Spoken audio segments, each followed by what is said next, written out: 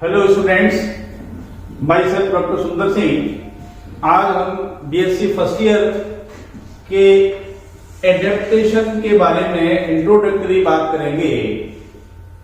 केवल सामान्य इसका परिचय अपन इसको देखेंगे। एडेप्टेशन का मतलब होता है अनुकूलन, इसको हिंदी में अनुकूलन कहते हैं।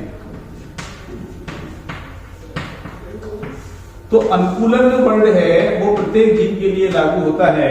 तो अनुकूलन ये है कि प्रत्येक जीव अपने आप को उस वातावरण में ढालने के लिए, वातावरण के अनुरूप सुचारू रूप से चलने के लिए अपने में कुछ विशेष प्रकार के परिवर्तन कर लेता है। तो इन परिवर्तनों की श्रृंखला को अपन एडेप्टेशन का नाम देते हैं। तो परिवर्तन जो होते हैं, परिवर्तनों की श्रृंखला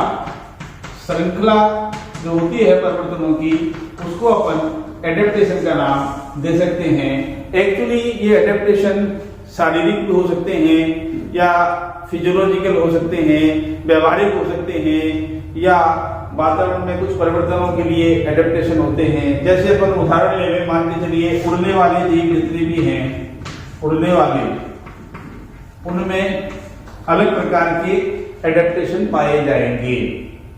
जैसे उनमें पंख होते हैं, तो पंख जो होते हैं वो पानी में रहने वाले जंतुओं के पंख नहीं होंगे। ये निश्चित रूप से एक क्लियर कंसेप्ट है। तो जब इसमें पंख होंगे तभी वो उड़ पाएंगे। इनका वजन जो होगा वो रिड्यूस होगा, कम होगा। इनका जो वजन होगा वो कम होगा। बॉडी का जो वेट होता है उनका वजन कम होता है, इसी वजह से वो उड़ पाते हैं।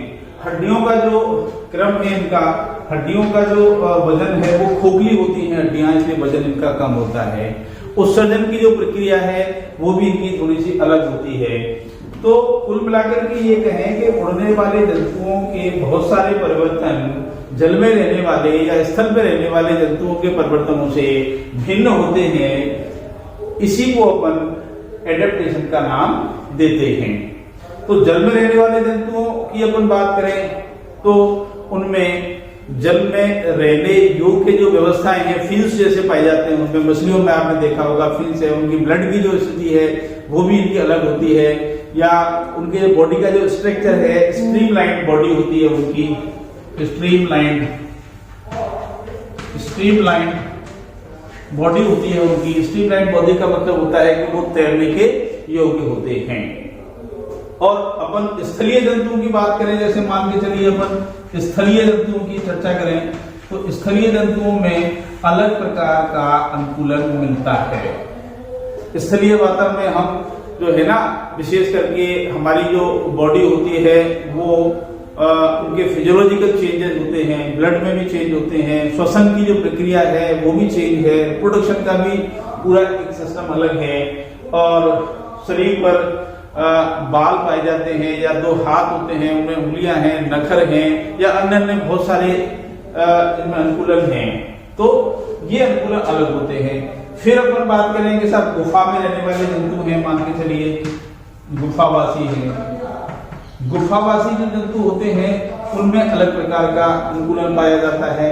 जैसे उनमें जो गुफा में उजाला नहीं होता है, उस वजह से उनकी आईज जो होती हैं, आंखों का रोशनी का जो मैटर है वो उनमें आवश्यकता उनकी नहीं होती, इसलिए उनमें देखने की क्षमता बहुत कम होती है। सेंसरी ऑर्गन्स उसमें ज्यादा होते हैं, है ना। तो बहुत सारे ऐसे कारण हैं जो गुफाओं में रहने वाले जंतुओं के। बिल में रहने वाले जंतुओं में, बिलकारी जो जंतु होते हैं, बिलकारी जंतुओं में क्या होता है कि बिल के अंदर प्रवेश करते हुए उनके पैर जो होते हैं वो रिड्यूस हो जाते हैं। जैसे सर्प की बात करें, या बहुत सारे जो जंतु हैं जो बिल में रहते हैं, उनमें जो पैर हैं उनकी जरूरत नहीं पड़ती, जैसा स्थल वालों को जरूरत पड़ती है। आपने देखा होगा कि स्थलीय जंतुओं में जो है इसकी तुलना में और बिलकारी जंतुओं की तुलना में बहुत ही कम जो है पैर पाए जाते हैं, या बॉडी उनकी बिल खोदने के आगे का जो स्नोट है, आगे का जो प्रोप है, वो बॉडी वो जो है जमीन को खोदने के लिए काम में ले सकते हैं। तो इस तरह से हर प्रकार के वातावरण में रहने वाले जंतु के लक्षण, गुण और उनकी विशेषताएं सबकी अलग अलग होती हैं। तो एक बॉडी में स्पेशलाइजेशन मिलता है,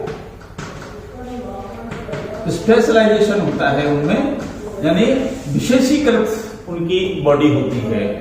हर जंतु प्रत्येक वातावरण में अपने जीवन को बचाने के लिए, सुचारू रूप से चलाने के लिए अपने आप को उस वातावरण के अनुकूल बना लेता है, उस वातावरण के अनुसार ढल जाता है, उसकी बॉडी भी ढल जाती है, उनके पूरा जो स्ट्रक्चर है बॉडी की वो ढल जाती है। और तभी इसको हम अनुकूलन का नाम देते हैं। और ये अनुकूलन ही एग्जिस्टेंस फॉर द, जो डार्विन का सिद्धांत था, स्ट्रगल फॉर द एग्जिस्टेंस। इसके बाद में ये एडेप्टेशन जंतुओं में आए। इसका सेंस ये है कि अस्तित्व के लिए हर जंतु को संघर्ष करना पड़ता है, और संघर्ष के दौरान ये एडेप्टेशन उसकी बॉडी में प्रवेश करते हैं और उसके अनुसार उसकी बॉडी ढलती है और उसी अनुसार उसके फिर जीन्स और डीएनए भी डेवलप हो जाते हैं, जो एक पीढ़ी से दूसरी पीढ़ी में ट्रांसफर हो जाते हैं। तो एक एवोल्यूशन से दूसरे एवोल्यूशन के दौरान ये एडेप्टेशन आए या क्रमशः जंतुओं का जो धीरे धीरे विकास हुआ है, उसके दौरान भी एक फाइलम से दूसरे फाइलम में, एक जाति से दूसरे जातियों में, सरल से जटिल में जब जब जंतु बने हैं तो इनमें एडेप्टेशन आए हैं। बहुत से जंतु ऐसे हैं जो पहले जल में निवास करते थे, बाद में वो स्थल पे आ गए, या आज जल में भी निवास करते हैं और वायु में भी क्या नाम है, स्थल में भी निवास करते हैं। तो दोनों जगह उनका निवास है ना। बतख जो होती है उनमें जो पैर हैं, पहले क्या है स्थल पर चलती थी, अब वो पानी में रहती है, इसलिए उनके जो पतवार नुमा एक संरचना पैरों में बनी, पैरों की उंगलियों के बीच में पतवार नुमा संरचना जो बनी, वो उसी का परिणाम है जिससे वो तैर सकने की स्थिति में है।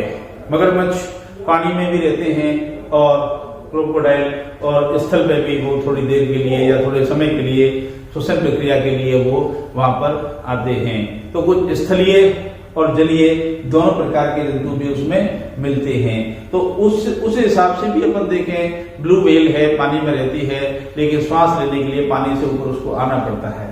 तो कई बार हर जंतु के शरीर में एक निश्चित प्रकार का एक अनुकूलन विशेषता पाई जाती है, जिससे वो अपना जीवन सुचारू रूप से चला पाता है। आगे हम इस अनुकूलन के एक एक पॉइंट पर डिटेल चर्चा करेंगे। आज केवल मैंने इसकी इंट्रोडक्शन की बात की है और केवल इसका सिंपल परिचय देने का प्रयास किया है।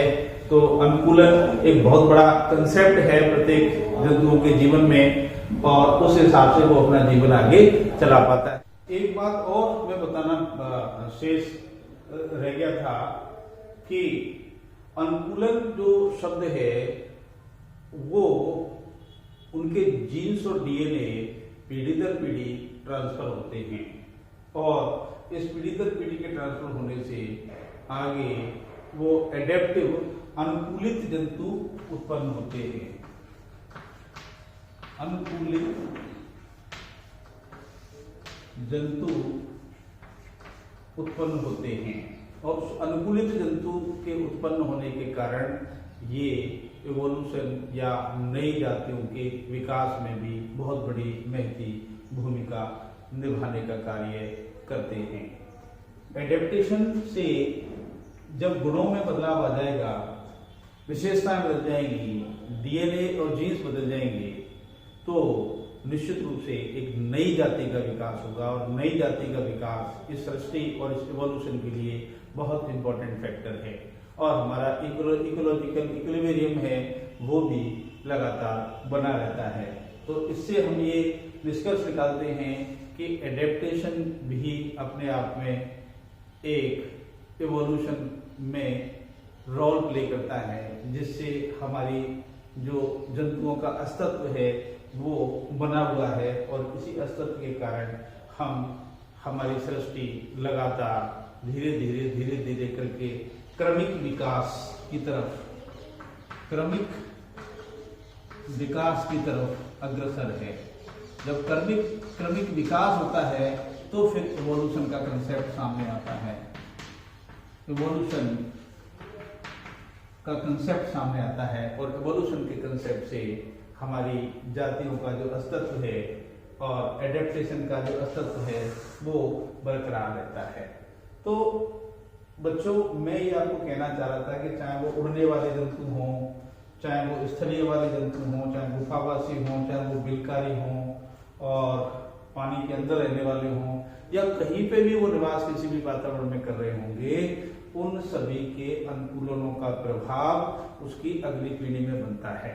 और अनुकूलन एक दिन में पैदा नहीं होते, अनुकूलनों का एक सतत प्रक्रिया है, कंटिन्यूअस प्रयास है, लगातार क्रमिक रूप से बहुत अनेकों वर्षों में जाकर के, कई 100 वर्षों में जाकर के ये एडेप्टेशन होता है। जैसे मानव का विकास हुआ तो मानव धीरे धीरे क्रो-मैग्नन है, पिथिकतस है, जावा है ना, और इस तरह से मानव के नाम उसमें रखे गए थे क्योंकि वो झुक के चलते थे, शरीर में बहुत ज्यादा बाल थे, कपड़े नहीं थे, या अन्य अन्य चीजों की, खोपड़ी की जो व्यवस्था थी वो अलग थी, दांतों का जो वो क्रम अलग था, और जो जबड़े की जो स्थिति थी वो अलग थी।